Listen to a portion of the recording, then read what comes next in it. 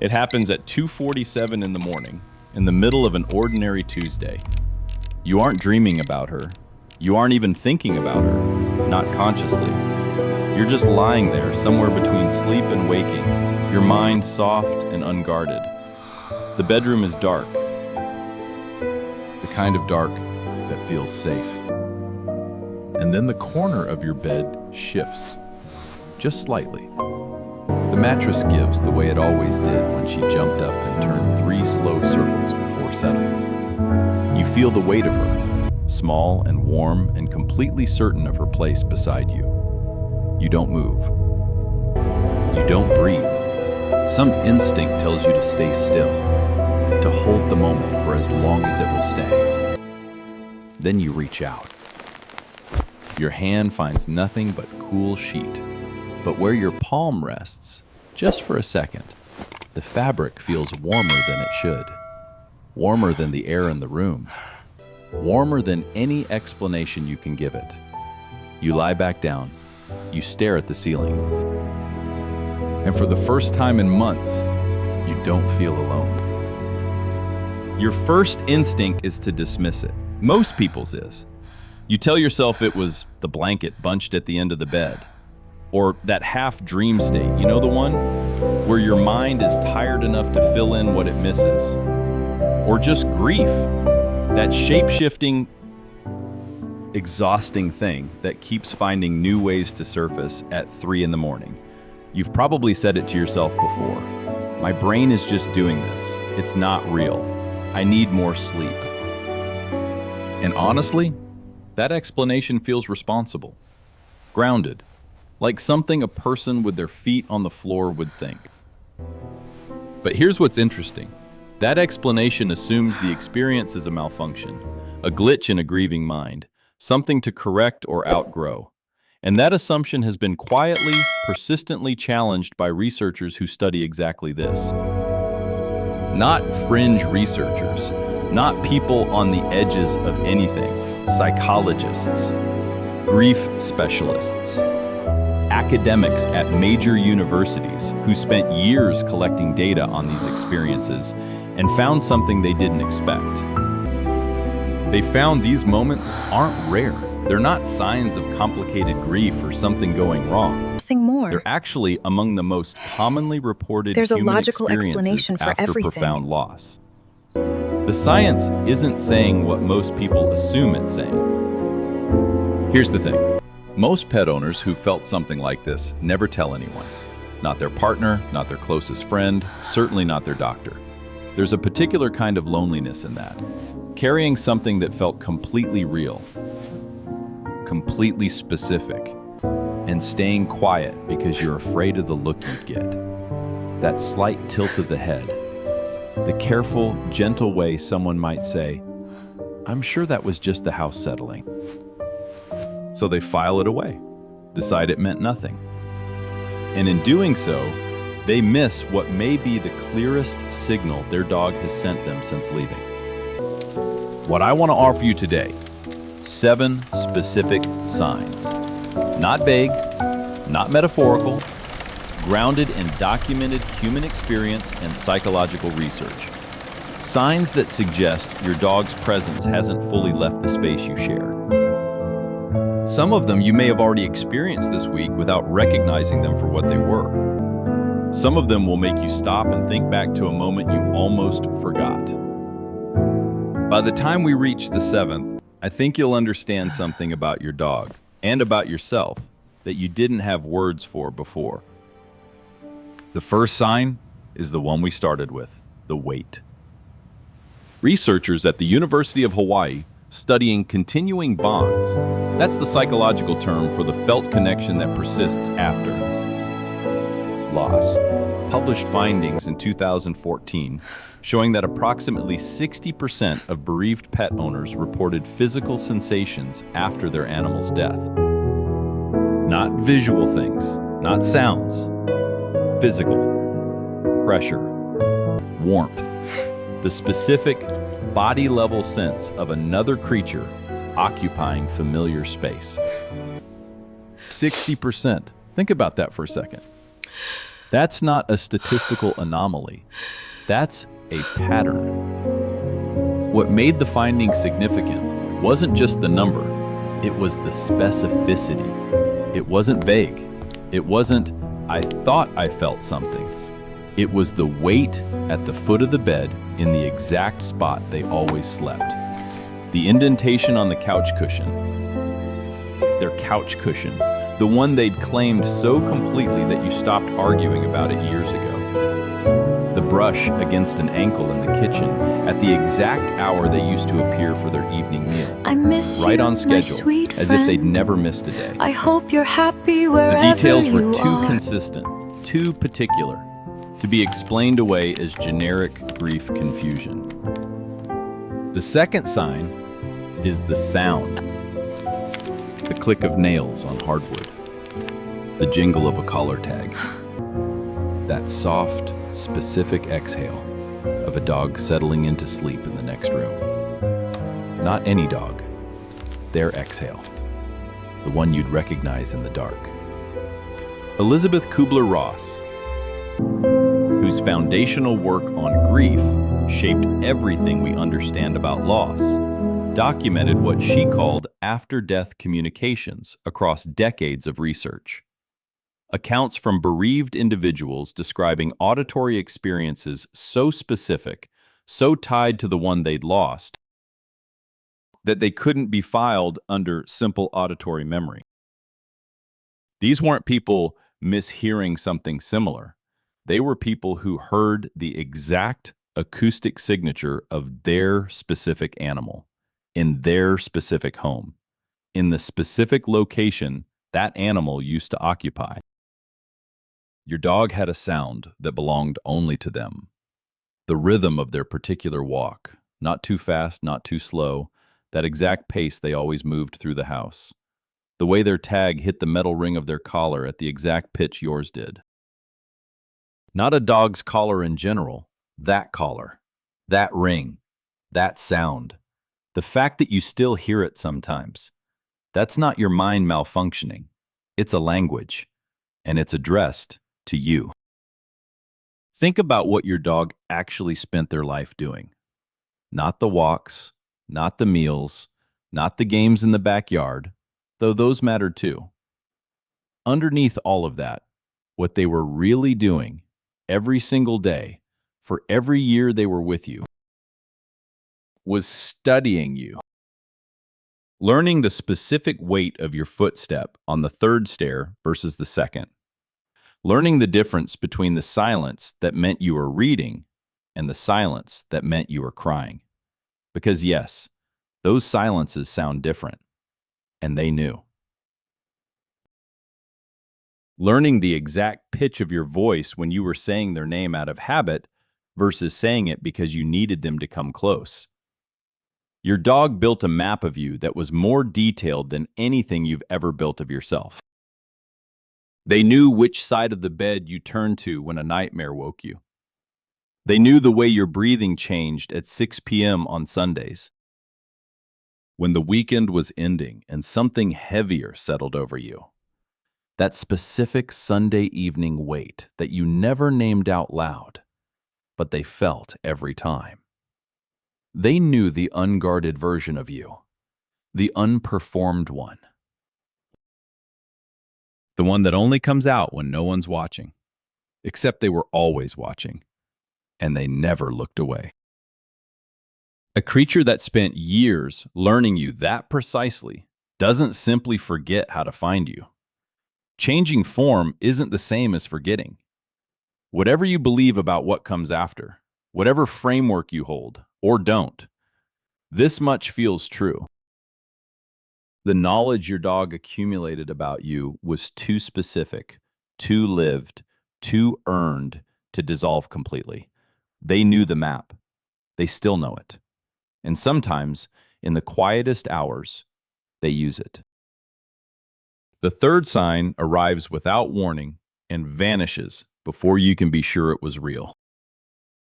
You're standing at the kitchen sink, or folding laundry on the bed, or sitting in a parking lot, engine off, not doing anything in particular. And then it's there. a scent. Warm fur after rain. The particular smell of their ears, which was unlike any other smell in the world, and which you never thought to memorize because you assumed it would always be available to you. It's gone in seconds. No physical source, no explanation that holds up when you look for one. Just that scent, unmistakable, rising and dissolving like a breath.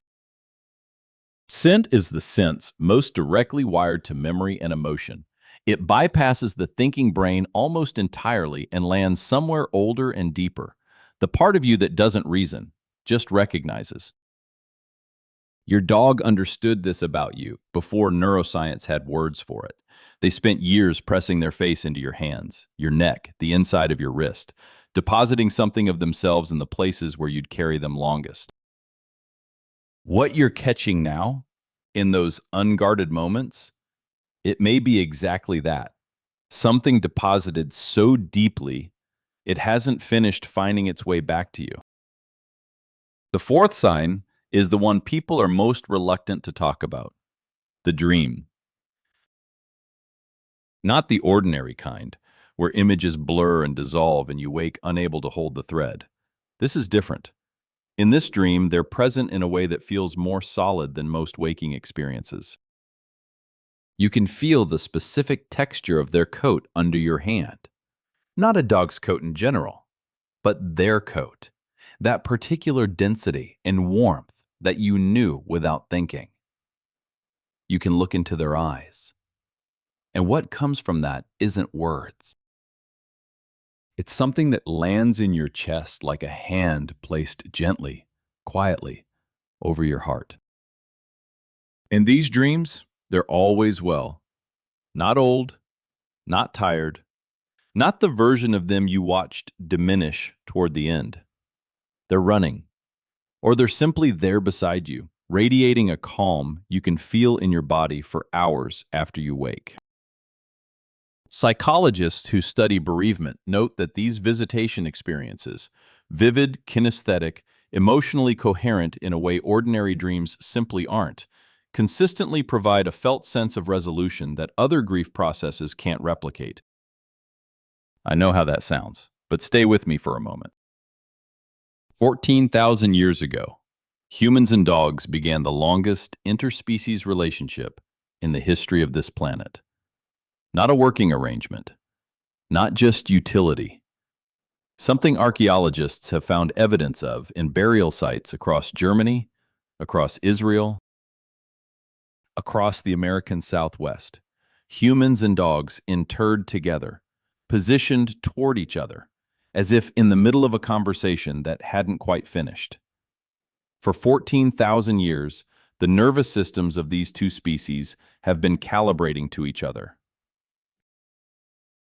learning each other's rhythms, each other's signals, each other's silences. That calibration doesn't happen at the level of thought. It happens somewhere far older than thought. In Celtic tradition, there was a word for certain bonds between souls, anamkara, meaning soul friend. It described a connection that transcended physical form, a recognition so complete that separation became, in some sense, impossible. The Celts applied this to their animals as readily as to their humans. They understood something that modern grief psychology is only beginning to quantify. Some bonds aren't housed in bodies. They're housed in something older, something that doesn't require a heartbeat to persist. The fifth sign is the one that makes even the most skeptical people pause. A light flickers in a room where nothing has changed electrically. A lamp blinks twice when you say their name out loud. Just their name, to the empty house, the way you still sometimes do when you forget. Or when you don't forget, but say it anyway. A phone screen activates without being touched. A toy that sat silent for months, that one squeaky toy she's had since she was 8 weeks old, the one with the stuffing half gone, makes a single sound at 11 at night. Taken individually, each of these means nothing. but taken in the pattern that bereaved pet owners consistently describe, tied to specific moments of naming, of remembering, of emotional intensity, they start to feel less like coincidence and more like punctuation. You don't have to believe in anything supernatural to sit with this. Just consider energy, which is what emotion fundamentally is, may occasionally express itself through the electromagnetic world. Physicists wouldn't find that entirely unreasonable. And your dog, who spent their whole life responding to the invisible signals of your emotional state, might find it the most natural thing in the world. The sixth sign asks you to pay closer attention to the animals that cross your path. A bird that lands on the railing outside your window and stays. Not for the few seconds birds typically stay, but for long minutes, turning its head toward you, completely still. A butterfly that follows you down a path and settles on your sleeve like it has somewhere specific to be. A stray cat that appears at your door on a particular day and sits there with an uncanny patience, looking at you with a directness that feels less like a stray cat and more like a message that found an available messenger. You may have noticed one of these recently and filed it under coincidence. It might be worth taking that file back out. The seventh sign is the quietest, and maybe the most intimate. You're in a room alone. The house is still, and you feel it. Not a sound, not a weight, not a scent, but a gaze. A specific, familiar presence of being watched from a particular corner of the room. The corner by the window where they used to lie in the afternoon light. The patch of sun they treated like a daily appointment. The spot beside the couch where they always stationed themselves when you were having a hard day. Not too close, just there. You turn your head, nothing. But the feeling doesn't entirely lift. It settles into something that's almost like company. Now think back across this past week. The wait in the night, the sound in the hallway, the scent that came from nowhere and vanished before you could name it, the dream you almost forgot to write down, the flicker, the bird, the feeling of being watched from a place that knew you. How many of those seven have you experienced and explained away? Now, here's the part that surprised the researchers. And honestly, it might surprise you too. The people who report the least contact with these signs, the fewest experiences, the dimmest signals, aren't the ones who loved their dogs a little. They're the ones who loved them the most. I know, that seems backwards. It is backwards. But it makes sense when you understand what grief does to perception at its most acute. A 2018 study at the University of Arizona examining stress and perceptual narrowing found that acute emotional distress significantly constricts a person's ability to detect subtle environmental signals. The nervous system, overwhelmed by pain, turns its resources inward. It closes the perimeter. It stops scanning for quiet things because it's entirely occupied by the loudness of loss. The people drowning in grief aren't receiving fewer signals. They're receiving them through a wall of noise so dense that nothing quiet can get through. Think about that for a second. Your dog isn't silent because they have nothing to say. They're quiet in the way that someone standing just outside a window is quiet, present, patient, waiting for the noise inside to soften enough that a knock can finally be heard. The depth of your love didn't create distance. It created a frequency so high, so charged, that your own grief is the only thing standing between you and it. There's a question that lives in the chest of almost every person who has lost a dog. It doesn't always have words. Sometimes it's just a feeling that surfaces at strange moments, while you're loading the dishwasher or sitting in traffic watching the light change, or lying awake at 2 in the morning, reaching toward a weight that isn't there anymore. But when it does find words, it usually sounds something like this. Did I do enough? Was I there when it mattered most? Did they know? Did they really actually know how much they were loved? And here's what I want you to hear. That question isn't a sign of failure. It's a sign of how seriously you took them. People who loved carelessly don't lie awake asking if they did enough. People who were indifferent don't feel this particular ache, this specific searching guilt that keeps returning to the last days, the last hours, the moments you replay and examine for things you might have done differently. The guilt itself is the evidence. It's the shape love makes when it has nowhere left to go. But here's what I really want you to hear, and I want you to let it land, not just pass through and dissolve the way words sometimes do when we're grieving. Your dog didn't experience time the way you do. They didn't construct a narrative of their life with a beginning, a middle, and an end to be evaluated. They didn't lie in their final hours reviewing what was and wasn't given. What they held, what they carried in their body, in their nervous system, in whatever it is that persists after, wasn't the ending. It was the accumulation, the ordinary, unremarkable, irreplaceable accumulation of every day that came before. They remembered the mornings, not one morning, all of them. The approximately 4,000 mornings, if you had them for 11 years, when you came through the doorway and the first thing you did, before the coffee, before the phone, before the demands of the day assembled themselves into their usual noise, was bend down and say hello to them. The specific way your hands found their ears, that particular softness of your voice when it was just the two of you and you weren't performing anything for anyone, not competence, not cheerfulness, not composure, just you. The warmth of your body when they pressed against your legs on cold mornings in the kitchen, and you let them, even when you were running late, even when you had somewhere to be. You let them. You always let them. That's what they carried, not the hard parts. Not the last day, not the last hour, not the moment you're still replaying. The accumulated weight of being chosen every single day in 100 small ways by you.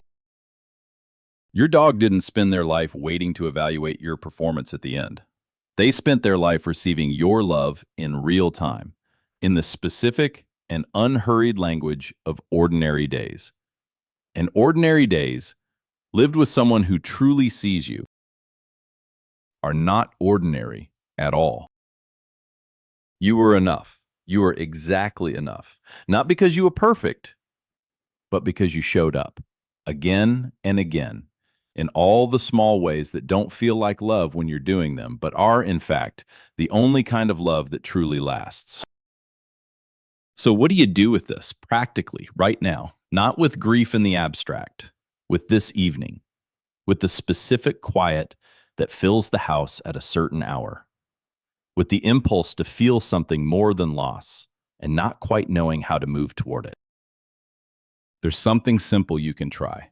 Not a ritual, no rules attached. Just this. Find the place in your home where they used to spend the most time. The spot by the window where the afternoon light hit the floor just right and they returned to it every single day like it was an appointment they took seriously. The corner of the couch that slowly became their couch. The patch of kitchen floor where they'd lie and watch you cook, chin flat on the tile, eyes following your every move as if the most interesting thing happening on earth was you, deciding what to have for dinner. Sit there. Not to feel something, not to summon anything, just to sit in a space that still holds the shape of their presence. And then let your mind find one ordinary moment. Not the last day, not any day that carries weight. A Tuesday. A slow, unremarkable afternoon when they were just there and you were just there and nothing of significance was happening. The kind of afternoon that felt like background at the time, but was quietly everything. Let that moment be complete. Don't try to hold it or extend it or make it mean something. Just breathe into it the way they would have, slowly, without agenda. The way they could sit in a patch of sun for an hour and need nothing more than exactly that. Here's what the research consistently shows. The signals bereaved pet owners describe most vividly don't arrive when people are actively searching. They arrive in the spaces between searching, in the exhale, in the moment of releasing the effort to feel something. Your dog spent their whole life reading the version of you that emerged when you stopped trying to be anything in particular. That version is the one they know best. That's the one they can find. You don't have to wait for 2:47 in the morning. You can create the conditions yourself. You can choose stillness. And in that stillness, something that's been trying to reach you may finally find a way through. Come back with me to where we started. It's 2:47 in the morning. The house is quiet. You reach toward a familiar weight at the corner of your bed, and your hand finds nothing but warm sheet. The first time something like this happened, maybe you pulled your hand back quickly. Maybe you felt strange about it, a little disoriented, a little unsteady in a way you couldn't quite name. Maybe you told yourself it was grief doing what grief does. Manufacturing sensation where there is none. Filling absence with phantom presence. But now, you know something different. That weight has a name. That warmth has a history. 4,000 mornings of it. A body pressed against yours in the dark. A nervous system that spent years learning the exact geography of your sleep. The way you breathe when you're dreaming versus when you're not. The particular stillness of your body at 2 in the morning versus 6. They knew all of it. What you felt wasn't your mind malfunctioning under pressure. It was a signal from a creature who learned you more completely than anyone ever has, arriving in the only language available to them now. Quiet, physical, specific to you and only you. You're not strange for feeling it. You're not fragile. You're not someone who can't distinguish grief from reality. You're someone who loved so deeply that the energy of it is still moving through the room. And so is theirs. The people who feel these things aren't the ones who love too much. They're the ones who love so well that something of it refused to fully dissolve. That's not a wound. That's a testament. They didn't leave the room. They just learned a quieter way to be in it. And if you sit still long enough, if you let the noise of missing them soften just slightly, you may find that the room is not as empty as it looks. They didn't leave. They just learned to love you in a quieter language. That's the thing worth sitting with tonight. Not the loss, not the absence, not the empty corner of the room, but the possibility that what you built together was too specific, too layered, too deeply woven into the fabric of ordinary days to simply stop. That love of that particular kind leaves a mark on the world. And sometimes, in the stillness, the world gives it back to you. You don't have to hold all of it. You don't have to believe every part.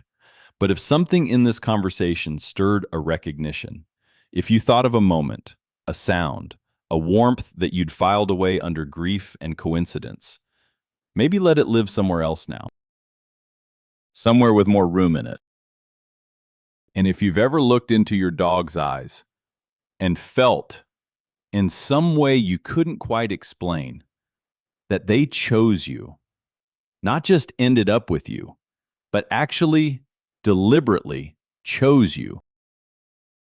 Out of every human they could have been placed beside, that's the next story I'm going to tell you.